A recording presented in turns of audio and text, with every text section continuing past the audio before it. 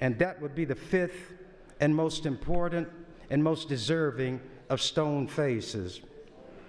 Hawthorne wrote about the great stone face, but it was not the woman that I'm talking about, but in a sense, the title presaged what I'm talking about. Women are made to be stronger than men. Why do you think women have babies and men can only give them? Look at men. If I did something like what one of our members did, what did you say? Time, Senator.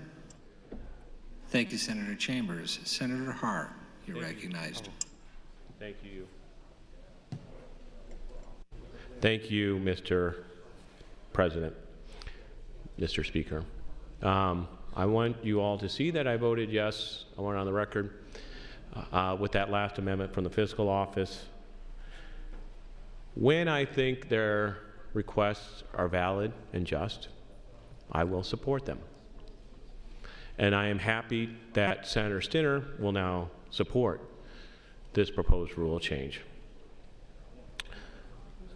We may have a little discussion on the next one, but that's the next one. But it was nice that we had compromise. It was nice that there was dialogue. I appreciate it. And like I said, when I think their amendments are just and good and are in the best interest of themselves and the body, I will support it. And I did. So thank you, and I would ask for everyone's support on proposed rule change number 3. Thank you, Mr. Speaker.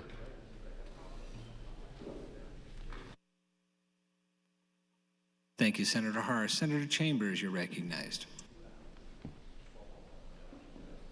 Thank you, Mr. President. Members of the legislature, this notion of chivalry was one of the most ridiculous, nonsensical things that ever surfaced. But let me pretend that there is something to it. I think it was a guy called Sir Walter Raleigh who put his coat in the water so a woman wouldn't have to step in the water.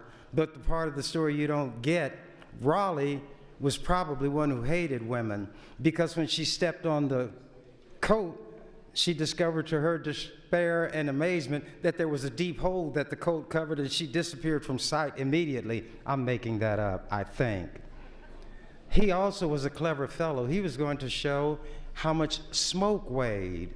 And people were wondering, how in the world can Raleigh determine how much smoke weighs? He took some tobacco and he weighed it. Then he burned the tobacco. Then he weighed what was left. The difference in weight, he said, was the weight of the smoke. Maybe so, maybe not, but people with inventive minds do things, make people think. If I say again, if I had misused this state-provided equipment, and it helped me consummate an act of moral turpitude. I said it yesterday, or whatever day it was, I'm going to say it again. There would have been a race, a tongue hanging out race between the legislature and the governor's office to determine which of the two could first convene a special session of the legislature to expel Senator Chambers from the chamber so that there would be no longer a cancer on the body of the legislature, so that the shame brought to the legislature could be eradicated, so the insult delivered to all the citizens of the state could be eradicated, so that the utter disgust could begin to dissipate. But I'll tell you what, first of all, I've explained not being a Christian, I wouldn't do anything like that. When I was married, I took my vows very seriously. I didn't cheat on my wife, I didn't play on my wife.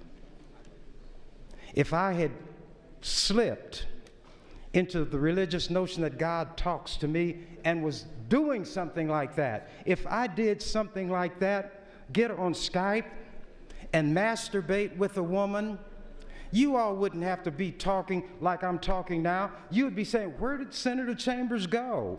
We don't see hide nor hair of him.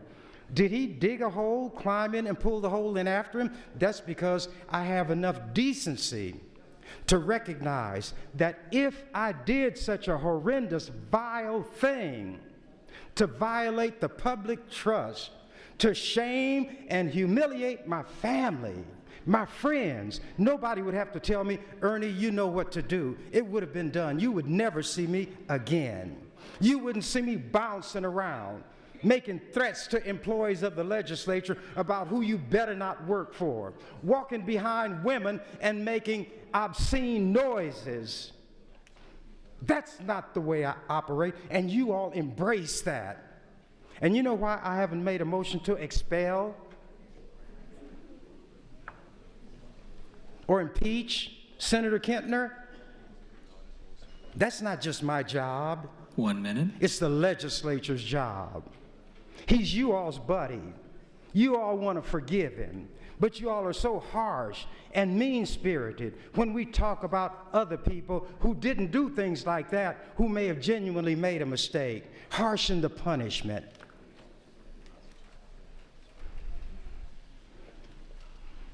Those in the ooze schmooze together. I won't shame birds by using that example we usually do. But you all are going to hear more and more and more of this throughout this session. The act was done. It was admitted to, not voluntarily. It was coerced because the person thought something worse might happen to him. Thank you, Mr. President.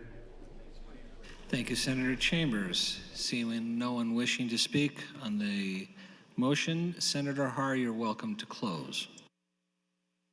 Excuse me, Senator Schumacher, you're welcome to close.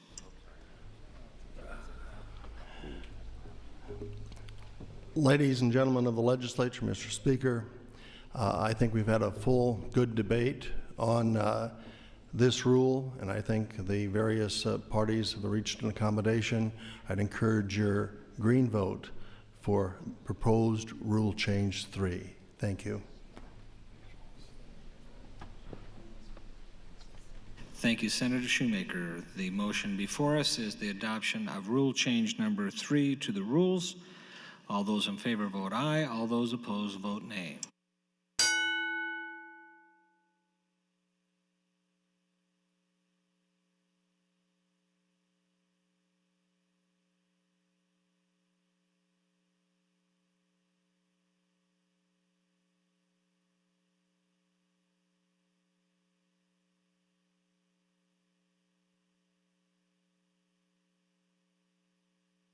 Have all those voted that wish to?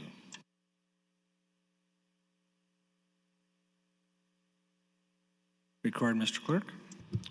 39 ayes, no nays, Mr. President, on the adoption of proposed rules change number 3 as offered by the Rules Committee. The adoption of rule change number 3 is approved.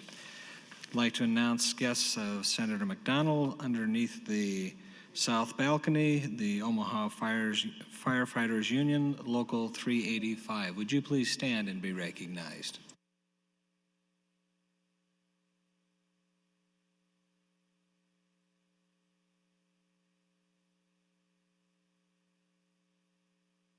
Thank you for visiting your Nebraska legislature. As we have a break in rules, I am going to take this time to move up the adoption of temporary rules. Our temporary rules will not extend till Monday if we do not pass the permanent rules. I would entertain a motion from Senator Shoemaker. Mr. Speaker, I move that the rules now in our possession be adopted until such time as permanent rules are adopted pursuant to Rule 2, Section 1, provided that the temporary rules shall not continue after the 17th legislative day. Thank you. Thank you, Senator Shoemaker. Senator Chambers, you're recognized. Thank you, Mr. President. Members of the legislature, some people may wonder about the appropriateness of my approach. I don't care about that, but I have respect for my colleagues. because we're all in this together.